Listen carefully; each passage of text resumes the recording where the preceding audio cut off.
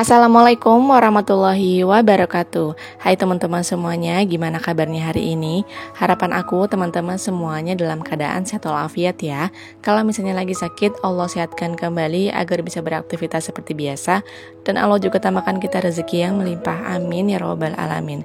Sharing lagi kegiatan aku sebagai ibu rumah tangga dengan 2 orang anak. Ini aku lagi belanja sembako teman-teman sama persabunan. Aku beli beras yang harga 10.000 itu 2 liter.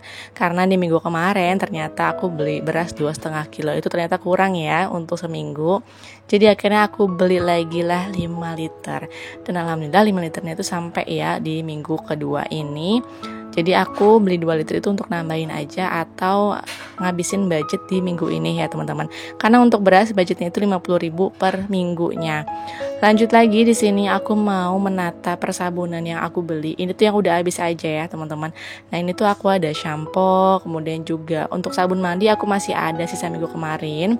Aku juga beli sovel, ada sabun colek, ada garam dan juga minyak. Ini totalnya di Rp67.000 aku belanjanya ya teman-teman. Alhamdulillah minggu ini aku nggak tahu bisa dibilang hemat atau enggak, karena memang belanja minggu kali ini tuh aku menyesuaikan dengan yang sudah habis aja. Dan lanjut aku taruh minyak, karena botol minyak yang udah habis itu aku taruh di bawah ya, atau aku buang. Dan aku lanjut lagi untuk refill garam, refill kopi, dan juga refill penyedap rasa yang sudah habis. Untuk kopi dan juga penyedap rasa ini aku belinya di minggu lalu. Jadi untuk minggu ini aku nggak beli ya, aku tinggal refill aja. Nah ini juga untuk penyedap rasanya aku nggak banyak refillnya, karena kalau misalkan aku simpan di wadah kayak gini tuh kadang suka basah di bagian bawahnya, makanya aku isinya cuma setengah aja. Dan lanjut lagi di sini aku lagi masak air, karena setelah ini aku mau bikin Pak suami kopi.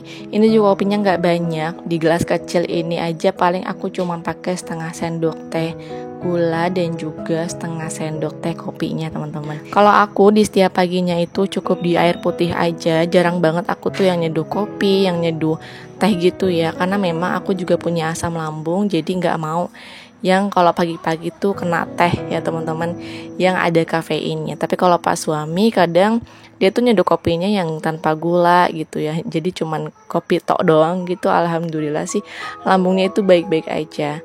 Jadi kadang-kadang ya pakai gula, kadang-kadang juga enggaknya, menyesuaikan dengan seleranya aja. Tapi kalau aku memang membiasakan diri untuk enggak minum kopi, enggak minum teh atau semacamnya ya. Jadi membiasakan diri untuk enggak melakukan itu. Kadang ada aja gitu orang yang cerita, aku tuh enggak bisa lepas dari kopi. Padahal ya teman-teman, sebelum mereka ngopi juga itu awal tuh enggak ngopi sama sekali ya. Akhirnya mereka coba-coba ngopi dan lama-lama jadi kebiasaan. Dan kebiasaan itulah yang akhirnya terikat dengan kopi ya. Dan untuk lepas kopi juga pasti ada efek sampingnya, yaitu pusing, kemudian juga kayak kurang bergairah atau kurang semangat. Jadi ada aja gitu yang bikin alasan lagi untuk kembali ngopi teman-teman. Tapi itu baik lagi ya ke selera masing-masing, karena aku juga tidak ingin membiasakan diri untuk ngopi, nggak membiasakan diri untuk ngeteh ya. Karena itu tadi aku nggak mau terikat dengan sesuatu yang kayak bikin aku tuh ketagihan, karena aku juga udah ketagihan sama yang manis-manis, jadi udah cukup teman-teman. Oke, kita lanjut lagi ya bahas yang ada di video. Ini aku lagi goreng tempe, aku lagi mau masak menu simple. Rencananya mau masak tumis tempe kacang panjang. Alhamdulillah kan kemarin aku tuh udah kacang panjang ya, aku mau bikin atau dicampur aja sama si tempe ini. Alhamdulillah tempenya ini udah matang dan aku lanjut lagi untuk menghaluskan bumbu halusnya. Jadi kalau untuk masak tumis tempe kacang panjang ini simpel banget sebenarnya ya.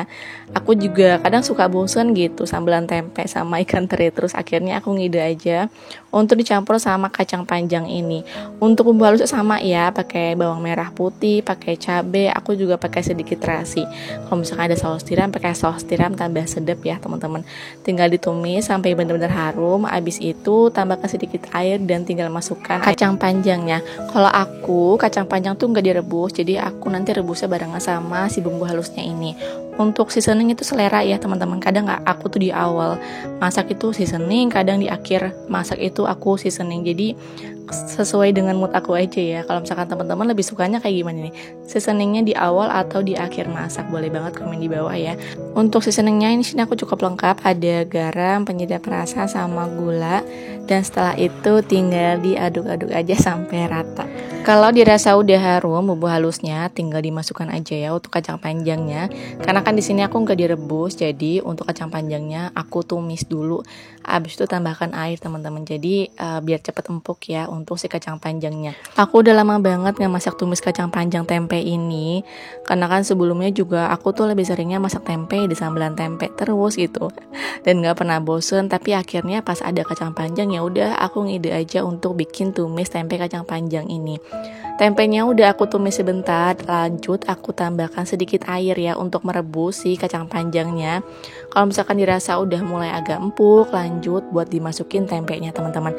Ini tuh beneran simple banget ya dan enak lagi. Masak menu ini tuh cukup ya untuk 2 kali makan aja di keluarga kami. Kalau misalkan teman-teman yang keluarganya atau anggota keluarganya itu banyak, bisa ditambahkan ya untuk kacang panjangnya atau si tempenya. Ini tuh enak teman-teman, beneran. Apalagi kalau misalnya bumbunya itu banyak ya, atau bawang merah putihnya atau cabenya itu pedas, itu lebih sedap lagi. Dan ini karena aku kan menyesuaikan dengan anak-anak, jadi aku bikin gak terlalu pedas ya teman-teman. Setelah masak ini aku lanjut lagi untuk beberes dapur. Alhamdulillah ya, setelah masak itu bukannya santai malah tambah ya. Karena ada aja gitu peralatan atau piring-piring yang sebelumnya kita belum cuci. Semoga menu masakan aku tadi itu bisa menjadi inspirasi teman-teman semuanya ya. Kalau misalnya hari ini bingung mau masak apa, karena kan ini weekend ya, biasanya keluarga di rumah semuanya, apalagi anak-anak. Mungkin ada juga sih sekolah yang masih masuk ya di hari Sabtu. Sambil menemani aktivitasku mencuci piring, teman-teman lagi pada apa nonton video aku? Apakah lagi santai atau lagi masak juga sama kayak aku, atau lagi beberes rumah nih? Boleh banget ya komen di bawah, karena memang aku tuh rutinitasnya kayak gini ya, sama seperti bunda-bunda semuanya. Di rumah nyuci piring, masak, beberes rumah, nggak jauh dari dapur, sumur, kasur ya. Untuk kegiatan aku kali ini nggak banyak, aku cuman masak, nyuci piring, sama beberes dikit nanti ya setelah nyuci piring ini. Ini aku lagi masih mode mager ya teman-teman, nggak tahu kenapa. Akhir-akhir ini tuh aku lebih sering numpuk piring dulu baru dicuci, nggak kayak sebelumnya ya.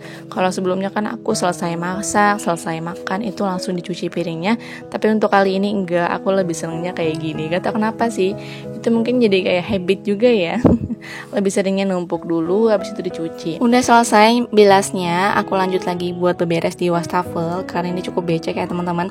Dan air juga masih menggenang di wastafel, karena memang di air di wastafel aku tuh kadang kalau misalkan airnya banyak tuh nggak langsung menyusut gitu airnya, dia nunggu dulu.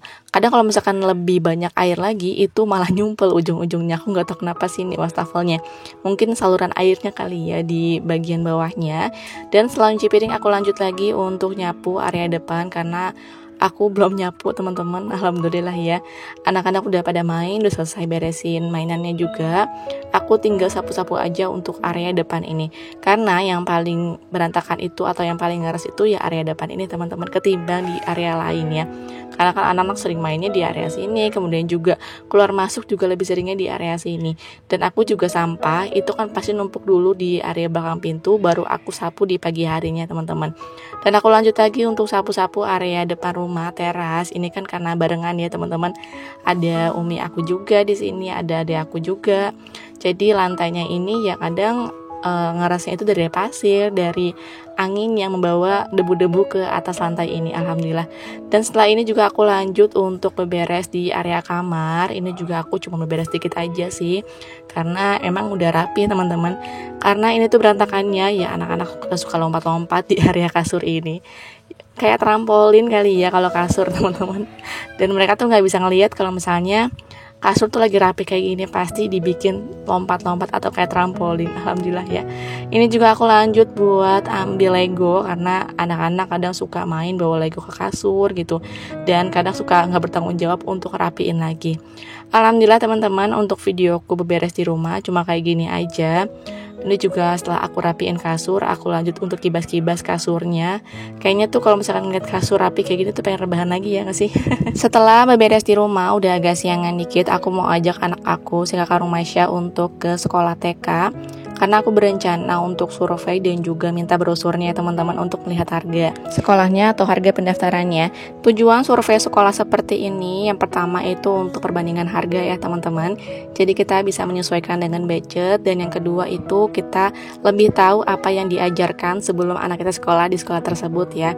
Dan aku juga udah survei 2 sekolah, dan sekolah yang kedua itu lebih ke tahfiz atau lebih menghafal ya teman-teman dibandingkan sekolah yang pertama ini. Kira-kira Rumesa sekolah di mana ya? Teman-teman boleh komen banget di bawah ya. Untuk videonya aku akhirnya sampai di sini. Kurang lebih mohon maaf. Wassalamualaikum warahmatullahi wabarakatuh. Sampai jumpa di video selanjutnya.